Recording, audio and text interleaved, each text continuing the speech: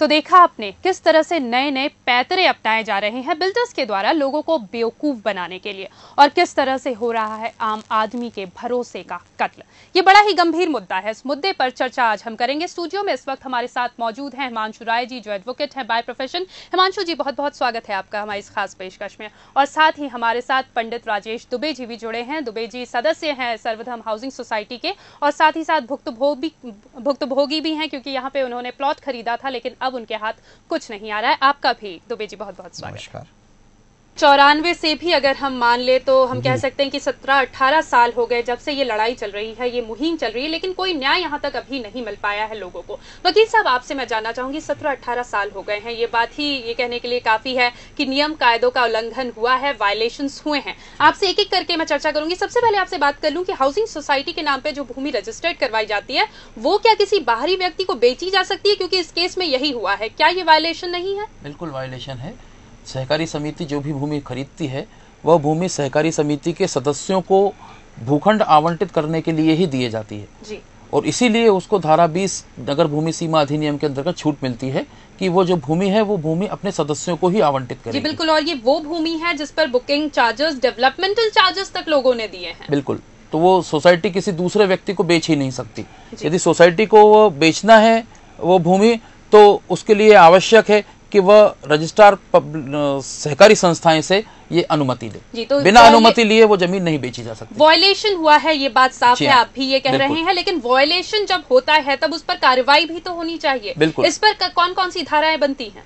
देखिए, यदि संस्था ने भूमि बिना सहकारी समिति की पंजीयक की अनुमति के सदस्यों के अलावा किसी अन्य को विक्रय की है तो सहकारी समितियां अधिनियम के अंतर्गत उसके ऊपर कार्रवाई होना चाहिए और उसकी जो बोर्ड है वो बोर्ड भंग होगा, और जो भूमि उसने किसी अन्य व्यक्तियों को बिना अनुमति के विक्रय की है वो सारे विक्रय पत्र निरस्त होंगे और जो भूमि है वो वापस सदस्यों को वितरित की जानी चाहिए। जी वकील साहब, यहाँ पर एक जरूरी मुद्दा ये भी है कि जैसे जैसे पैसे सोसाइटी को मिल रहे थे वैसे वैसे उस जमीन जिनकी थी, मालिकाना हक जिनके पास था, रुकैया बेगम है इस केस में, उनको पैसे देने चाहिए थे जो नहीं दिए गए, जिसके चलते रुकैया बेगम कोर्ट में गई और मामले पे स्टे लगा, जिसको भी उन्होंने एक बहाने की तरह बिल्डर्स ने इसका इस्तेमाल किया। दुबे जी, आप भी मेरी बात से इत्तेफाक रखते होंगे? बिल्कुल, निश्चित रूप से इनके द्वारा जो है बार बार गुमराह किया गया है, हमारे सार्वजनिक धन का दुरुपयोग किया गया है, कदाचरण किया गया है। यहीं तक नहीं, केवल कदा, इन्होंने राजस्व की हानि भी करी है, क्योंकि राजस्व हानि भी हुई। जमीन के बढ़ते मूल्यों के आधार पर जो रजिस्ट्री बना था उसमें राजस्व हानि भी हुई।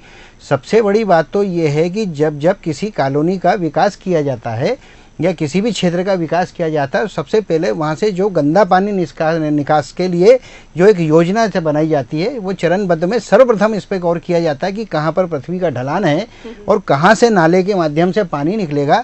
तो देखिए, उन्होंने प्राकृतिक रूप से जो बना हुआ नाला था सर्वधर्म गृह निर्माण समिति के क्षेत्र के अंदर, इन्होंने उस नाले का भी उपयोग कर लिए, वहाँ पर बिल्डिंग बना दी है, उसका व्यावसायिक उपयोग हो रहा है और लगातार इनके ऊपर तो किसी प्रकार का शासन का भय ही नहीं है, किसी कानून का इन्हें डर नहीं है, किसी नियम का भय नहीं है।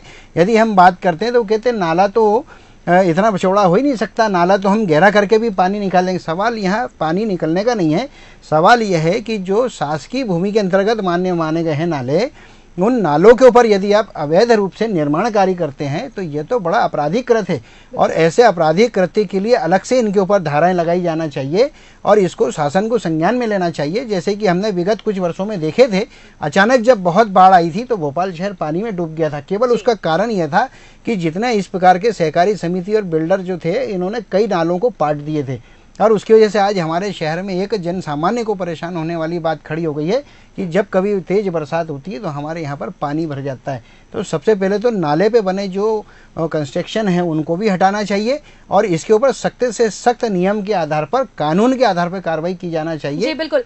वकील साहब, आपसे जानना चाहूंगी, नाले जो नक्शे बिल्डर्स ने दिखाकर बेचे हैं उसमें नाला कहीं पर भी मार्ग नहीं है, लेकिन टाउन एंड कंट्री प्लानिंग में तो ये जाहिर सी बात है कि नाला होता है। उनके पास जो नक्शा उसमें नाला है भी, लेकिन यहाँ पर नाले पर और सोसाइटी की जमीन पर अर्निंग पॉइंट नाम का एक मॉल तक बना हुआ है। ये कितना वैध है, कितना अवैध है और क्या कार्रवाई इस पर होनी चाहिए? देखिए, जो भी नाले की जमीन होती है वो नाले की जमीन सरकारी भूमि होती है, वो किसी व्यक्तिगत भूमि नहीं होती है।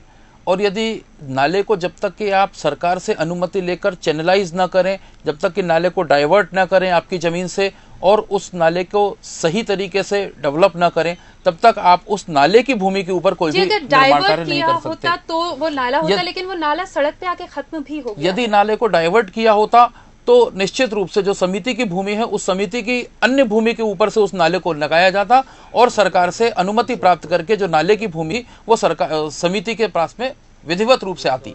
लेकिन यदि समिति ने बिना किसी अनुमति के, बिना किसी चैनलाइजेशन के जो सरकारी नाला है उसकी भूमि के ऊपर यदि कोई निर्माण कार्य किया है या ऐसा कोई निर्माण कार्य करने की अनुमति दी है किसी को भी, तो वो पूरी जो अनुमतियां हैं वो सब अवैध है।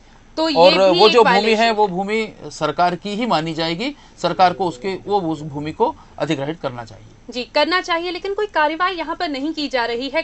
वायलेशंस एक के बाद एक हुए हैं, ढेर सारे ऐसे पॉइंट्स हैं जो इस पूरे मुद्दे में हमने उठाए, लेकिन कोई कार्रवाई होती नहीं दिख रही है। 17-18 साल से दुबे जी ने बताया कि वो लड़ाई लड़ रहे हैं, लोग वहां पर जुटे हुए हैं, क्योंकि उतने सालों में अगर उन्होंने सेविंग अकाउंट में भी वो पैसे रखे होते तो आज की डेट में बहुत ज्यादा बढ़ चुके होते। लेकिन ना उनको जमीन मिली और पैसे तो वही के वही वापस हो गए, जिसकी अब कोई वैल्यू नहीं है, न्याय नहीं मिला है। एक बड़ा पॉइंट है। एक और चीज मैं यहाँ आपको बता दूं, जो नक्शा आप देखेंगे वहां पर कोई पार्क, कोई स्कूल, कोई कम्युनिटी हॉल, किसी के लिए भी जमीन नहीं रखी गई है जो रखी जानी चाहिए थी। क्या एक पॉसिबिलिटी वकील जी यहाँ पर यह हो सकती है कि टाउन एंड कंट्री प्लानिंग को कोई और नक्शा दिखा के अप्रूव करवाया गया हो और इनको कोई और नक्शे के हिसाब से जमीन बेची गई हो? बिल्कुल, क्योंकि टाउन एंड कंट्री प्लानिंग जब किसी कॉलोनी का नक्शा अप्रूव करता है तो उसमें वो सार्वजनिक स्थानों के लिए, बगीचे के लिए, शिक्षा के, स्कूल्स के लिए ये जमीन छोड़ना कंपलसरी होता है। रोड्स के अलावा बगीचा, शिक्षा और अन्य सार्वजनिक सुविधाओं के लिए जो जमीन है वो आवश्यक है। यदि ऐसा कुछ नहीं है उस कॉलोनी के अंदर और जो नक्शा बताया गया है सदस्यों को उसमें यदि वो सब चीजें नहीं हैं, तो ये स्पष्ट रूप से जो नगर तथा ग्राम निवेश विभाग ने स्वीकृत मानचित्र दिया है उसका वायलेशन है। जी पंडित जी, आपसे जानना चाहूंगी, क्या वहाँ पे पार्क या कम्युनिटी हॉल या इस तरह की कोई जनरल फैसिलिटीज के लिए जगह मुहैया करवाई गई थी? देखिए, जब टाउन प्लानिंग कंट्री जब किसी भी नक्शे को पास करता है तो सबसे पहले उसके अंदर एक अंश होता है जिसे बिखरी संपत्ति के नाम से जाना जाता है, और उस बिखरी संपत्ति के अंतर्गत जो है बगीचे, पार्क और धर्म स्थान, उपासना स्थल और चिकित्सालय ऐसे होता है। लेकिन बात यहाँ हो रही है, क्या था वहाँ लेकिन वहाँ पर कुछ भी इस प्रकार का निर्माण नहीं है। उन जमीनों को भी 2 नक्शे बनाकर इन्होंने जो है शासन के साथ धोखाधड़ी की है और उसके बाद उस जमीन को बेच दिए। उस जमीन को बेचने के साथ साथ इसे बेचे भी तो ऐसा नहीं कि वो रहवास के उद्देश्य, क्योंकि सहकारी समिति रहवास के उद्देश्य से होती है। यदि वो रहवासियों को देते तो चलिए एक बार बात ठीक थी, लेकिन उसमें तो माल खड़े कर दिए गए, वहाँ पर बड़ी बड़ी दुकानें बना दी, उसकी व्यावसायिक गतिविधियां संचालित की जा रही है, जहाँ पर लैंड यूज का जो पर्पस होना चाहिए वह पर्पस ही बदल दिए इन्होंने। तो इनके ऊपर जो है, इसके ऊपर में विशेष रूप से जो है धारा 420 पे यदि प्रकरण बनता है या 406 पे बनता है हमारी धन को हरण करने का, तो ये नहीं, इनके ऊपर तो कदाचरण। यहाँ तो मैं ये कहूँगा कि जो सोसाइटी के उद्देश्य मूलभूत हैं, जो उसका संविधान है, उसको सफल रूप से क्रियान्वित करने में ये असफल रहे हैं। बोर्ड केवल भंग होना ही सब कुछ नहीं होता। हम तो कहते हैं शासन इस समिति को स्वयं अधिग्रहण करे और इसकी प्रमुख स्तरीय जांच कराए। वकील साहब, आपसे